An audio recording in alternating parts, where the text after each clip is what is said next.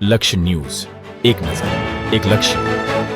કડીના સર્વ વિશ્વવિદ્યાલયમાં ડોક્ટર અશોક કુમાર વૈષ્ણવનું યુવાનોને પ્રેરિત કરતું વ્યાખ્યાન. કડી સર્વ વિશ્વવિદ્યાલય ગાંધીનગર કેમ્પસ ખાતે આરોગ્ય ભારતીના રાષ્ટ્રીય સંગઠન સચિવ ડોક્ટર અશોક કુમાર વાર્ષણિયા દ્વારા યુવા જીવનનો મંત્ર સ્વસ્થ જીવન શૈલી વિષય પર પ્રેરણાદાયક વ્યાખ્યાન આપવામાં આવ્યું હતું. આ પ્રસંગે આરોગ્ય ભારતીના રાષ્ટ્રીય કાર્યકારિણી સભ્ય ડોક્ટર શિવાંગ સ્વામિનારાયણ પણ ઉપસ્થિત રહ્યા હતા. કાર્યક્રમની શરૂઆત પ્રોફેસર ડોક્ટર ભાવિન પંડ્યા અને પ્રોફેસર દિવ્યાંગ દવે દ્વારા મહાનુભાવોને આવકારવામાં આવ્યા હતા.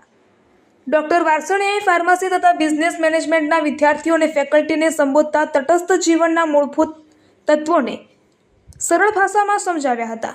તેમણે ઋતુ અનુસાર અને સ્થાનિક આહારના મહત્વ પર ભાર મૂકતા ચૈત્ર નવરાત્રિ દરમિયાન લીમડાના ઉપયોગ તથા યકૃતના આરોગ્ય માટે આમળાની ઉપયોગિતા અંગે માહિતગાર કર્યા હતા. તેમણે યુવાનોને શારીરિક અને માનસિક આરોગ્યમાં રોકાણ કરવાની સલાહ આપતા જણાવ્યું હતું કે યુવાનીમાં ફિટનેસ માટે કરેલું રોકાણ જીવનભર ફાયદાકારક સાબિત થાય છે. તેમણે દેશના પ્રધાનમંત્રી શ્રી નરેન્દ્રભાઈ મોદીનું ઉદાહરણ આપતા અનુશાસન અને નિયમિત જીવનશૈલીના મહત્વ પર ભાર મૂક્યો હતો.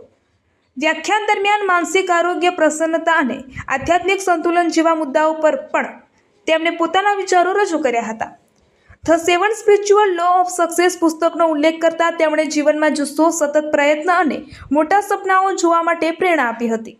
તેમણે 7 બિઝનેસ મહારાજા પુસ્તકના સંદર્ભમાં પ્રખ્યાત ઉદ્યોગપતિ ધીરુભાઈ અંબાણીની પ્રેરણાદાયક સફળતા યાત્રા રજૂ કરી અને યુવાનોને સંસ્કારી તથા સ્વસ્થ જીવન જીવવા પોતાના સપનાઓ સાકાર કરવા પ્રોત્સાહિત કર્યા હતા.